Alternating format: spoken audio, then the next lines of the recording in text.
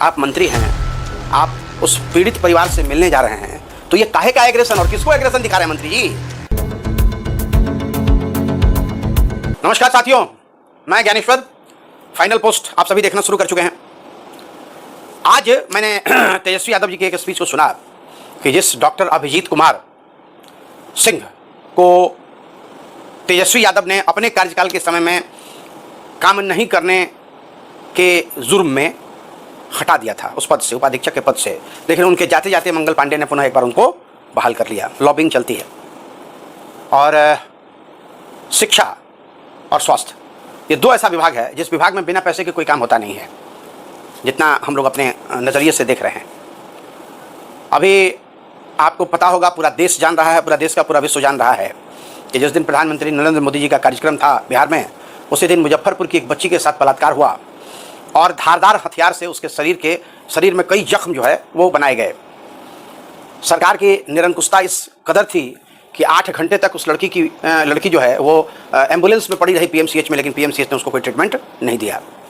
किसके कहने से ट्रीटमेंट नहीं हुआ ये तो अभी सामने नहीं आया है, लेकिन कर्तव्यहीनता के आरोप में उपाधीक्षक को उनके पद से हटा दिया गया है। प्रश्न ये उठता है कि ये जो सिस्टम है उस सिस्टम का दोषी कौन है? अगर तेजस्वी यादव ने कर्तव्यहीनता के आरोप में किसी एक पदाधिकारी को उसके पद से हटा दिया था, तो फिर मंगल पांडे जी के आते आते, मतलब भाजपा की सरकार बनते बनते, पुनः उसकी बहाली उस पद पर कैसे हो गई, प्रश्न है। और तेजस्वी यादव ने जो प्रश्न उठाया है वो प्रश्न लाजमी भी है। दूसरा यह है कि संवेदनहीनता की पराकाष्ठा है कि एक बच्ची जिसका बलात्कार हुआ है, जिसके शरीर पर कई जख्म के निशान हैं, एम्बुलेंस से वो लड़की पीएमसीएच पहुंचती है और पीएमसीएच पहुंचने के बाद भी उसका ट्रीटमेंट नहीं होता है, शरीर से खून बहता है और खून बहते बहते बच्ची की जान चली जाती है। जिम्मेवार कौन है? तीसरी बात यह है कि अब उसके ऊपर राजनीति शुरू हो गई।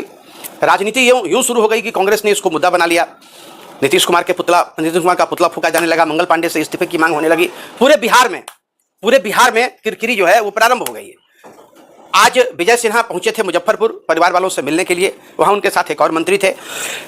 सोशल मीडिया पे अभी देख रहा हूं कि उस मंत्री महोदय ने भी उनके परिजनों को धक्का दिया, कसम खाने की बात कर दिखाओ बेटा, क्रिया क्या हुआ था, कैसे हुआ था, भगवान जाने क्या हुआ नहीं पता, लेकिन यह भी संवेदनहीनता की पराकाष्ठा है। आप मंत्री हैं, आप उस पीड़ित परिवार से मिलने जा रहे हैं, तो ये काहे का एग्रेशन और किसको एग्रेशन दिखा रहे हैं मंत्री जी? ये एग्रेशन किसको दिखा रहे हैं मंत्री जी?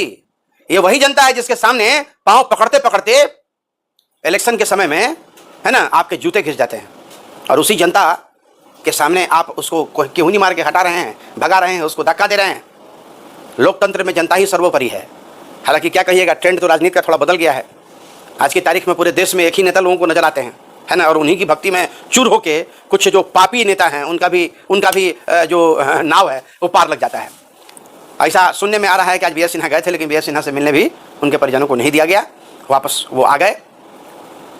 सबसे बड़ी बात यह है कि इन परिस्थितियों में आखिर इसका जिम्मेवार कौन है, और जो व्यक्ति जिम्मेवार है क्या उस व्यक्ति को सजा मिलेगी?